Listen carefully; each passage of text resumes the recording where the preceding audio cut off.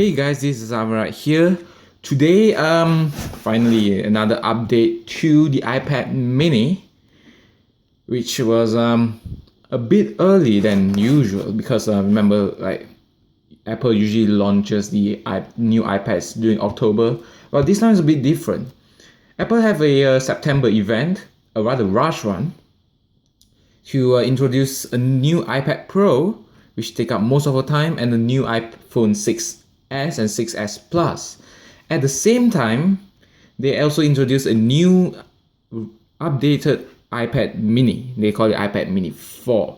Now, for those of you who know Apple well, the first, second, and third iPad mini is not really that much of an update since the first generation. The second generation got a Retina display, and the third one just have a Touch ID without any internal updates. Still the same thing.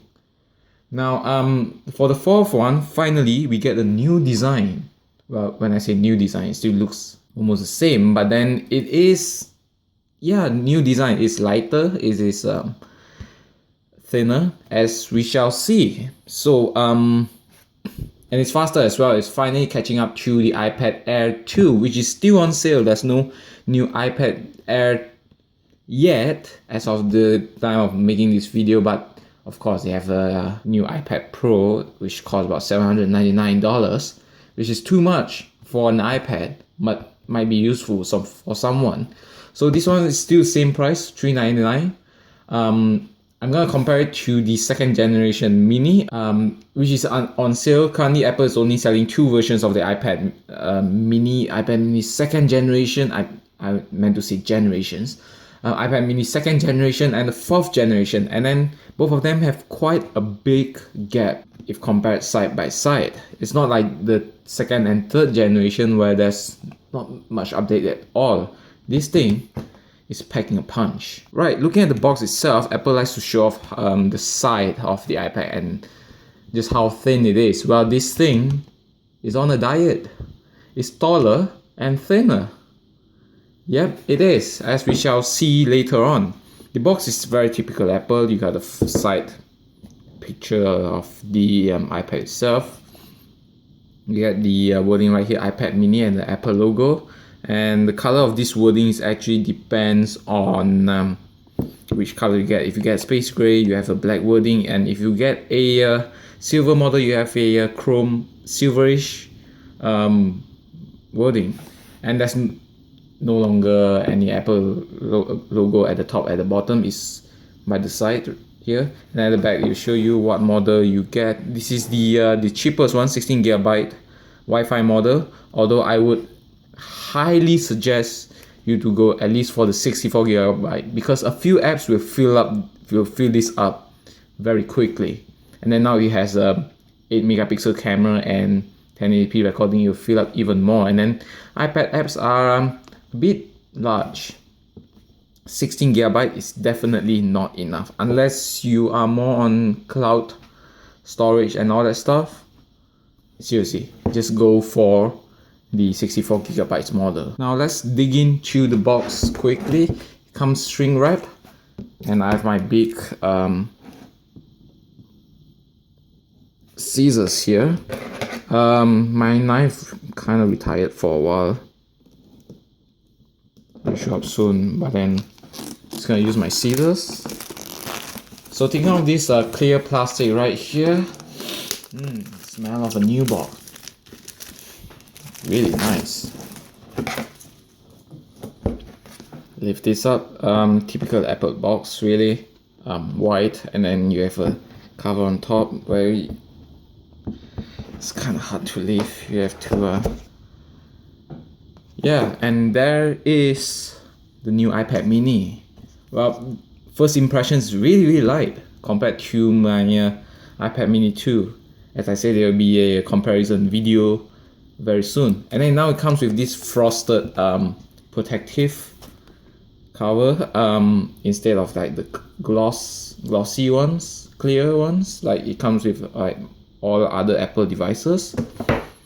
And we'll just put that to a side. It still comes in with this documentation. It's very thick. You used to get a lot, but then now you just get 3 papers. Big difference right here. You get a card, just says welcome to iPad mini, just learn more, just go to Apple's website, and then you have safety information is all online here. And then the iPad info is just one paper, and you have, thank God, Apple stickers as well. So you get this power brick right here, 2.1 amps output with a USB port, and of course the lightning cable. So that's it. They tried, I can see that they try to minimize a lot of things right here to save packaging. So looking at the iPad itself, let's take off this protective cover right here. First impressions, very light. Of course, as I said, it has a diet compared to the previous iPad minis. This thing is now only what?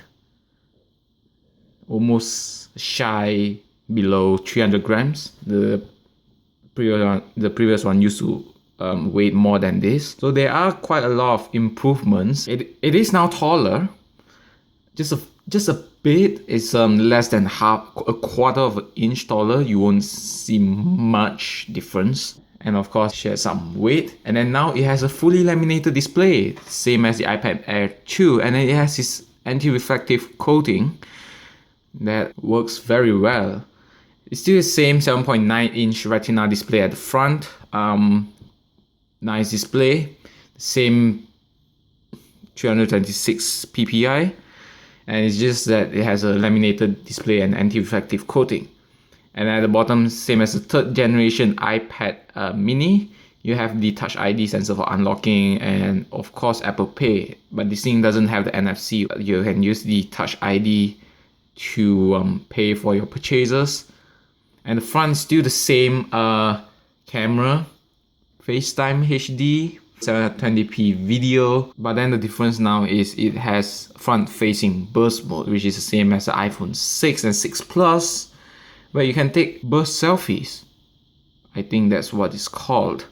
But then the rear camera has this, of course, this new design, and the new camera as well. Now it has 8 megapixel compared to the 5 in the 2nd, 3rd gen. Basically, same camera from the iPhone 6 and 6 Plus.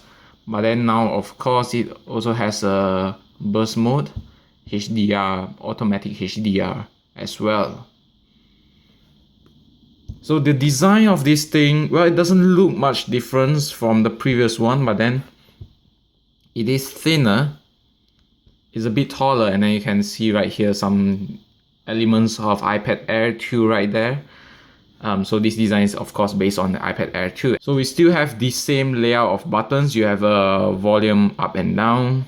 There's no more switch right here. Apple removed it during the iPad Air 2. They also removed it from the iPad mini 4. And then there's a same power button, and then you have the 3.5mm earphone jack here. At the bottom, dual speakers, and of course the lightning port. The microphone also has been relocated to the side of the camera. So now let's boot it up. While it's booting up, I'm just gonna talk you through the specs. It's not just the external changes, they have changed quite a lot of stuff inside too. Now you have the same processor as the iPad Air 2, A8X. Well, of course, dual core. Now you have 2 gigabytes of RAM. Now it's faster than the iPad mini that it replaces. And you also get a dual channel Wi-Fi, the new Bluetooth 4.2, and of course the same LTE. And if you can, it's now available as a Wi-Fi or Wi-Fi with LTE models. If you get the LTE models, it will come with an Apple SIM where you can actually sign up for a non-contract internet plan, and you can just choose the carrier you want. It's very easy, just everything is through your iPad, and then you get an Apple SIM that's built in. It's not built in, it comes with it, but you can have the option of removing it and then putting your own SIM, or if you don't have a data plan or anything, you can just subscribe it from your iPad. So the software it comes with is iOS 9.0, which is nothing much. If you are used to a iPad or iPhone, it's basically very similar. So I'm just gonna set this up and we'll be back. So right off the box, this thing is really packing iOS 9.0, and I believe that this morning Apple actually releases a 9.0.1 update to fix all the bugs that is found in the 9.0. Right here, a lot of people complain it's a bit laggy. There's a lock screen bug where people can access your photos, but now there's a 9.0.1 update that fixes all that thing. So if you come from an iPad, it's just basically the same. You have more stuff to deal with. Right here, as you can see, there's more buttons down here compared to the older iPads with the rocker switch on the side. It's now been moved to the inside the OS in the control center. The idea is it's easy, just pull up and then you can activate both at the same time instead of like determine which one to use. And you also have a notification center, I should say. So you can sort notification by days. Of course, you have Siri suggestions right here, and of course a new camera that shoots 8 megapixel stills, HDR, and also now supports 240 frames per second slow-mo. That's also seen on the iPad Air 2 and the iPhone 6. So really there's not much going on, but if you're looking for a new iPad mini to carry around in school for your work, this is definitely the one to get. Forget this second generation, as we shall see in the next video, where I'll be comparing this to the second generation. So that's it for this unboxing. I hope you guys enjoyed it. Subscribe for more videos like this, and yeah, I'll see you next time. Goodbye.